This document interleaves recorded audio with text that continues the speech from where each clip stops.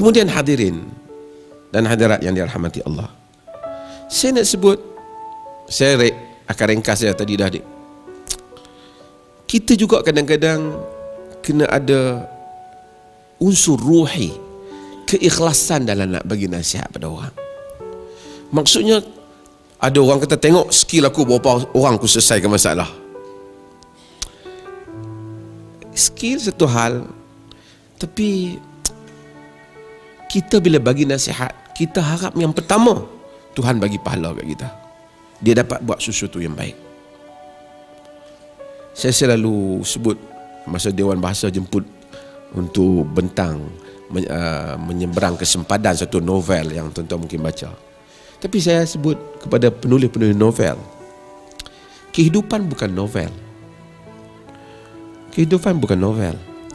Novel, tuan-tuan, ramai novel, penulis novel lebih kaya daripada penulis buku kaunseling tau.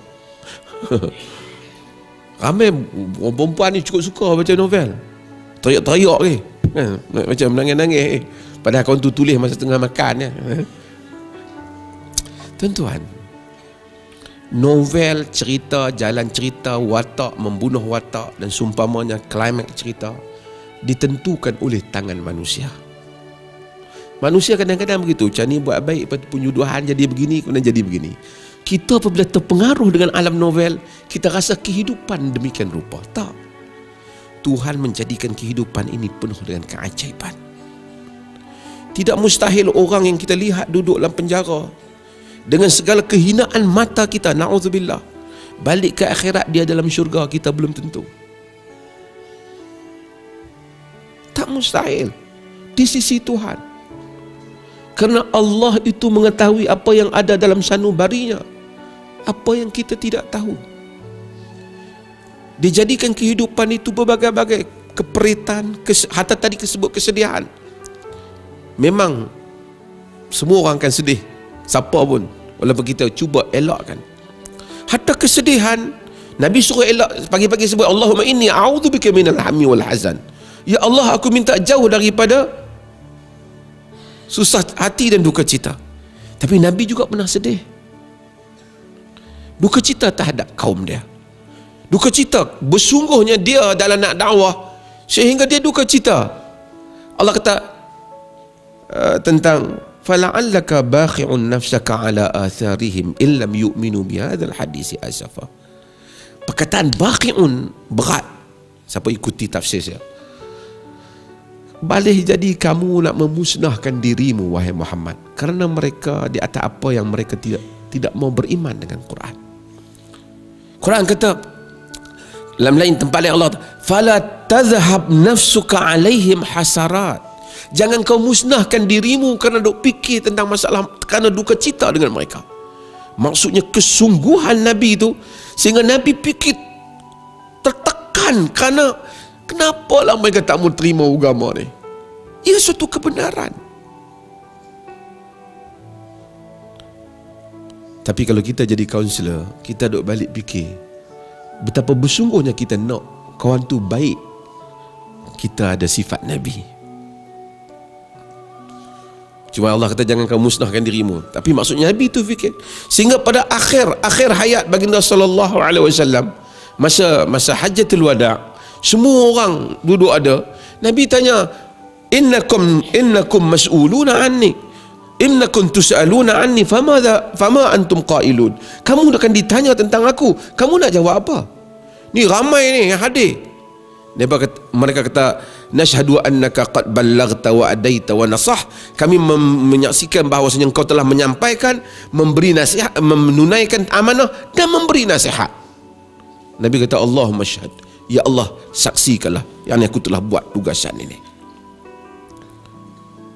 Untuk sampai ke makam ikhlas di dalam tugasan.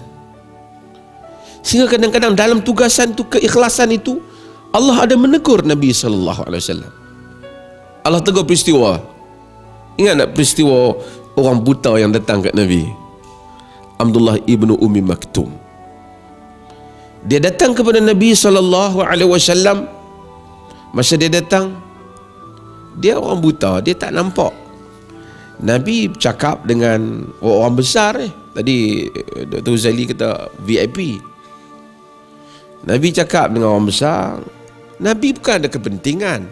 Bukan kata kalau mereka ni masuk Islam mungkin aku panggil aku ceramah banyak lebih sikit. Tak ada.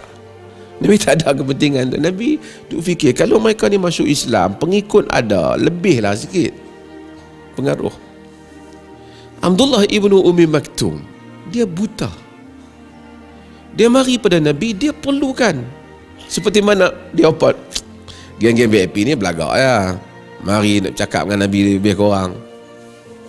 Dia mari, Nabi duk cakap bang kali dia dengar kot soal. Nabi dia kata, ya Rasulullah, alimni ma 'allamakallah.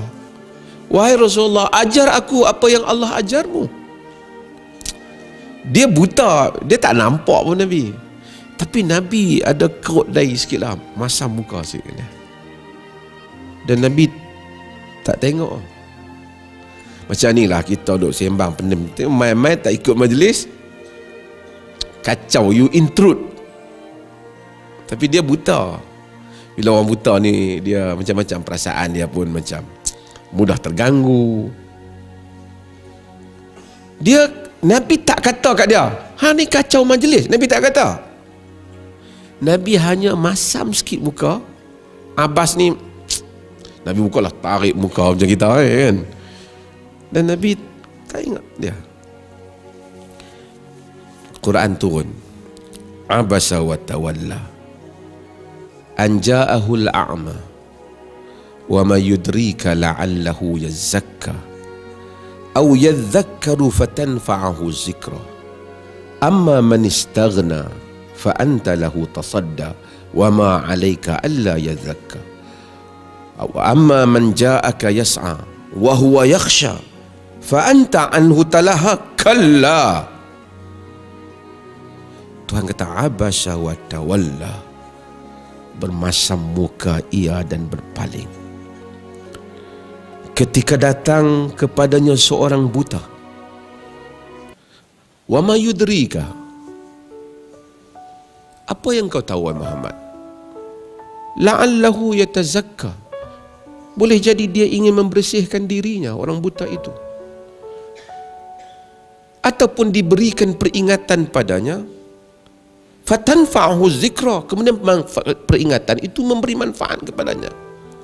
Amma man istaghna, adapun orang-orang yang belagak itu, yang rasa cukup, yang rasa orang yang merasakan without need, tidak memerlukan apa-apa lagi, main dengan apa dia? Amma man istaghna fa anta lahu tasadda, yang kau rasa cukup sangat tu kau layan. Wa ma 'alaika alla yazakka, kau tak akan dipersalahkan pun jika mereka tidak mau membersihkan diri.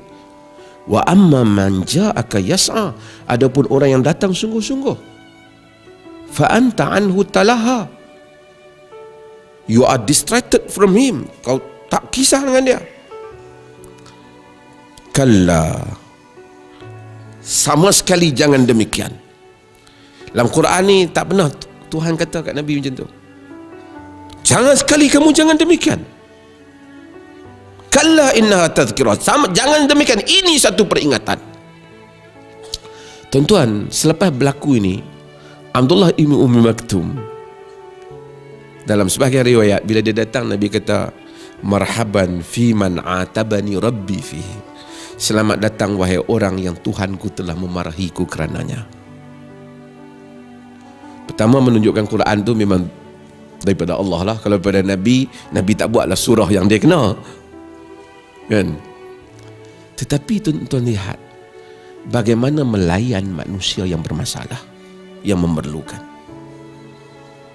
Nabi tu, Nabi tak ada kepentingan, tapi oleh kerana Allah, orang buta ni kemudianlah Allah tidak menilai pada zahir dia buta ataupun dia ni berkedudukan, tapi Allah menilai orang yang inginkan kepada petunjuk.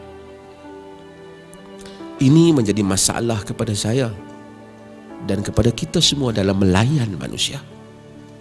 Mungkin kita rasa kita dakwah ni, Masya Allah, semua geng-geng VIP belakang sama dengan dia. Mungkin Tuhan tak suka. Tuhan tak suka. Itu Nabi yang tak ada kepentingan. Kita ada kepentingan.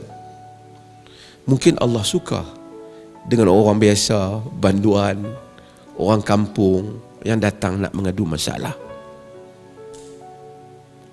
Itu yang datang ingin menyelesaikan.